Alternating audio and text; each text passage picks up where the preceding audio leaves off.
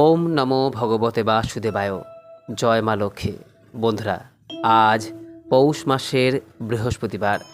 পৌষ মাসকে মা লক্ষ্মীর মাস বলে গণ্য করা হয়। এই সময়ে গ্রাম বাংলার প্রতিটি ঘরে নতুন শস্য তথা ধান্য লক্ষ্মীর আগমন ঘটে। আর শাস্ত্রমতে শস্যই হলো সমৃদ্ধির প্রতীক। তাই লক্ষ্মীর আগমনের এই আনন্দ থেকেই পৌষ মাসকে লক্ষ্মীর মাস বলা হয়। পৌষ মাসে প্রত্যেক বৃহস্পতিবারে আমরা মা লক্ষ্মীর আরাধনা করে থাকি। বলা হয় এই মাসের প্রত্যেক বৃহস্পতিবারে মা লক্ষ্মীর ভক্তি ভরে পূজা করলে ঘরে ধনধান্য ভরে ওঠে, পরিবারের উপর থেকে যাবতীয় আর্থিক সংকট দূর হয়। বন্ধুরা, পৌষ মাসে যদি মা লক্ষ্মীর পূজা করে থাকেন তাহলে মা লক্ষ্মীর সঙ্গে সঙ্গে আরও 3টি নৈবেদ্য নিবেদন করতে হয়। আর এই 3টি নৈবেদ্য ভগবান শ্রীবিষ্ণু, কুবের দেবতা এবং ইন্দ্রদেবের উদ্দেশ্যে আপনার সাধ্য ও সামর্থ্য অনুযায়ী কিছু নৈবেদ্য নিবেদন করতে হয়। নিদেন পক্ষে একটি বাতাসাও এই 4 জনের উদ্দেশ্যে আজকের দিনে নিবেদন করবেন। পৌষ মাসে বৃহস্পতিবারে মা লক্ষ্মীর পূজার সময় ঘট, গঙ্গাজল, আমের ডাল, ডাব, সিঁদুর, পান, সুপারি, আতপ চাল, সামান্য মিষ্টি ও ফল নিবেদন করতে হয়। যদি কোনো উপকরণ সংগ্রহ করতে না পারেন সেক্ষেত্রে মায়ের কাছে ক্ষমা চেয়ে উক্ত উপকরণটি পূজার সময় নাম নিয়ে মনে মনে মায়ের উদ্দেশ্যে নিবেদন করলেও হবে।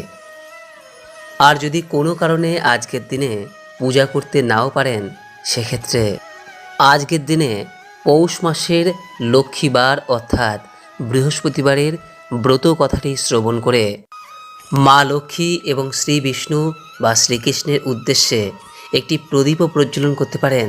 তাতেও আজকের ব্রতের পূর্ণ ফল অনেকাংশে লাভ করা যায়। তাই বন্ধুরা, আজ পৌষ মাসের বৃহস্পতিবারে একবার হলেও শ্রবণ করুন পৌষ মাসের মা লক্ষ্মীর ব্রত কথা। আশা করি দর্শক বন্ধুরা এই ব্রত কথাটি শ্রবণ করে আপনাদের ভালো লাগবে। শুরু করছি পৌষ মাসের বৃহস্পতিবারের মা লক্ষ্মীর ব্রত কথা। ওম বিশ্বরূপস্য ভার্যাসী পদ্মে পদ্মালয়ে শুভে সর্বতোপাহি মাং দেবী মহালক্ষ্মী নমস্তুতে। ওম শ্রী বিষ্ণু, ওম শ্রী বিষ্ণু, ওম শ্রী বিষ্ণু। এক দেশে এক গরিব বিধবা বামুনি থাকত। তার একটি ছেলে ও একটি মেয়ে ছিল। বামুনির সংসার সচ্ছল না থাকলেও তার ভাইয়ের সংসার কিন্তু খুবই সচ্ছল ছিল। তাদের কোনো অভাব ছিল না। বামুনির তেমন ইচ্ছে না থাকলেও পেটের জ্বালায় শেষ পর্যন্ত সে তার ছেলে ও মেয়েকে নিয়ে ভাইয়ের বাড়ি গেল। ননদকে ও তার ছেলে মেয়েদের দেখে ভাজ তখন মনে মনে তাদের ওপর খুব অসন্তুষ্ট হলো। বলল, হ্যাঁ গো, তোমার একই আক্কেল বলতো? পৌষ মাসে লোকে রাজ্য পেলেও বাড়ির বাইরে বের হয় না, তুমি আজ বাড়ি থেকে বেরোলে কি করে? বামুনি সরল মনে খুব নরম হয়ে বলল, বৌদি, ছেলেমেয়েরা বলল যে মা চলো আজ মামার বাড়ি গিয়ে দুটি ভাত খেয়ে আসি। ভাজ অর্থাৎ ভাইয়ের বউ তখন অমনি বলে উঠল, সে কি গো, তোমার ভাই যে আজ বাড়িতে নেই, তোমাদের কি করে খাওয়াবো বলো? ঘরেও খাওয়াবার মতো তেমন কিছুই নেই। বামুনি বলল, কদিন ধরে আমরা আধবেলা খাচ্ছি বৌদি, আজ তাও চুলল না। কি করি বলো, তোমায় আজ 4টি খেতে দিতেই হবে। এই বলে বামুনি খুব খোসামত করতে লাগলো তার ভাজকে। তখন তার ভাজ দুটি খুদ দিয়ে বলল, এই নাও ভাই, এই খুদ দিয়েই যা হোক করে চালাও। বামুনি তখন দেখল যে ভাইয়ের রান্নাঘরের চালে বেশ লাউ হয়েছে। সে তখন খাবার জন্য 2-4টি লাউ পাতা চাইল। ভাজ তখন বলল, খেপেছ? ওই পাতা দিলে তোমার ভাই এসে আমায় আস্ত রাখবে ভাবছো?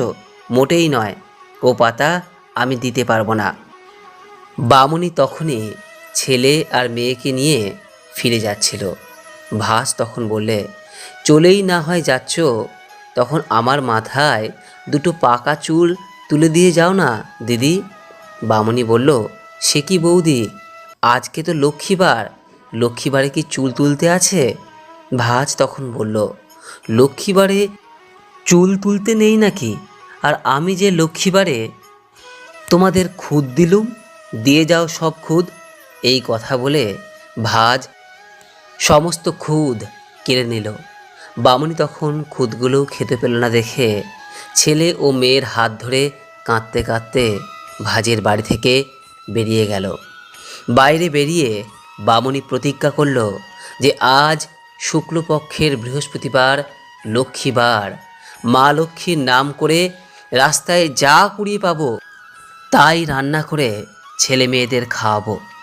খানিকটা পথ যাওয়ার পরে বামুনি রাস্তায় একটা মোড়া কেউটে সাপ পড়ে আছে দেখতে পেয়ে সেইটাকেই কুড়িয়ে নিয়ে বলল, আজ মা লক্ষ্মী যা মিলিয়ে দিয়েছেন তাই আমরা খাবো। সাপটা নিয়ে এসে বামুনি রাঁধতে লাগলো। কিন্তু কি আশ্চর্য, সে যতই জাল দেয় তা থেকে ততই সোনার ফেনা বেরোতে থাকে। বামুনি খুব অবাক হয়ে মা লক্ষ্মীকে বারবার নমস্কার করতে লাগলো। শেষে খানিকটা সোনার ফেনা তার ছেলেকে দিয়ে বাজারে বেচতে পাঠালো। সোনার ফেনা বেচে ছেলেটি বেশ কিছু টাকা পেল, আর সেই টাকায় চাল, ডাল, তরকারি, দই, সন্দেশ কিনে আনলো। বামুনি তখন মা লক্ষ্মীর পুজো করে তারপর জল খেলো। বাকি সোনার ফেনা বিক্রি করে বামুনি বিস্তুর টাকা পেল, আর সেই টাকায় সে সোনার আর হীরের গহনা গড়ালো আর একটা খুব বড় বাড়ি তৈরি করলো। বামুনির ভাজ একদিন সকালবেলা উঠে দেখল যে বামুনির কুড়ের চালা যেখানে ছিল সেটা আর নেই, সেখানে এখন মস্ত বড় বাড়ি উঠেছে। বামুনির এই অবস্থা কি করে হলো জানবার জন্য তার ভাজ ওদের সবাইকে নেমন্তন্ন করে পাঠালো। বামুনির তখন ছেলের বিয়েও হয়ে গেছে। সে তার ছেলের বউ আর মেয়েকে নানা রকম গহনা পরিয়ে খুব সাজিয়ে পালকি করে ভাজের বাড়িতে এসে পৌঁছালো। তাদের এইভাবে আসতে দেখে ভাজ তো অবাক। সে দেখল ছেলের বউ আর মেয়ের গায়ে কত হিরে জহরতের গয়না। সে তখন খুব আদর যত্ন করে মাছ, মাংস ও নানা রকমের তরকারি সাজিয়ে তাদের খেতে বসালো। এইবার বামুনির ছেলের বউ আর তার মেয়ে তাদের সব গয়নাগাটি খুলে আসনের ওপর রেখে খাবার তুলে তুলে বলতে লাগলো, আমার হাড় খাও, আমার বালা খাও, আমার তাগা খাও, আজ তোমাদের জন্যই আমাদের নেমন্তন্ন হয়েছে, তোমরাই ভালো করে খাও। ভাজ তখন বামুনিকে জিজ্ঞাসা করলো, ব্যাপারটা কি? তখন বামুনি বলল, বৌদি, একদিন তোমার বাড়িতে দুটি খেতে চেয়েছিলাম, সেদিন তুমি কিছুই খেতে দাওনি, কিন্তু আজকের এই নেমন্তন্ন তো শুধু ধন দৌলতের নেমন্তন্ন, সেই জন্য ওরা ওদের গয়নাগাটিকে নেমন্তন্ন খাওয়াচ্ছে, এ ওদের নেমন্তন্ন তো নয়। ভাজ তখন নিজের সেই ব্যবহারের জন্য ননদের কাছে লজ্জায় ক্ষমা চেয়ে নিল। কিছুদিন খুব সুখ ভোগ করে বামুনি তার ছেলের বউ এবং মেয়েকে লক্ষ্মী পুজোর সমস্ত নিয়ম শিখিয়ে দিয়ে স্বর্গে চলে গেল। তারপর থেকে বামুনির ছেলের বউ এবং বামুনির মেয়ে এইভাবে প্রত্যেক বৃহস্পতিবারে লক্ষ্মী পূজা করতে লাগলো। তারা লক্ষ্মীর মাহাত্ম্যের কথা চারিদিকে প্রচার করে দিল। সকলেই পৌষ মাসে বৃহস্পতিবারে বাড়িতে আলপনা দিয়ে মা লক্ষ্মীর পূজা করতে শুরু করলো। পৌষ মাসে মা লক্ষ্মীর পূজা করলে ঘরে কখনো অভাব থাকে না, যশ, মান, প্রতিপত্তি বৃদ্ধি পায়। আশা করি দর্শক বন্ধুরা এই ব্রত কথাটি শ্রবণ করে আপনাদের ভালো লেগেছে। ভালো লাগলে লাইক করবেন, শেয়ার করবেন। পৌষ মাসের পালনীয় বিধি সম্পর্কে জানতে চাইলে ওপরে দেওয়া এই ভিডিওটি দেখতে পারেন। এখানে পৌষ মাসের মাহাত্ম্য এবং কি করবেন ও করবেন না সে সম্পর্কে যাবতীয় বিষয়ে আলোচনা করা হয়েছে। সকলেই ভালো থাকুন, সুস্থ থাকুন। মা লক্ষ্মীর কৃপায় আপনার পরিবারের সমস্ত অভাব দূর হোক এই কামনা করে আজকের মতো ভিডিওটি এখানে শেষ করলাম। নমস্কার, ধন্যবাদ। ঈশ্বর আপনার মঙ্গল করুক। জয় মা লক্ষ্মী।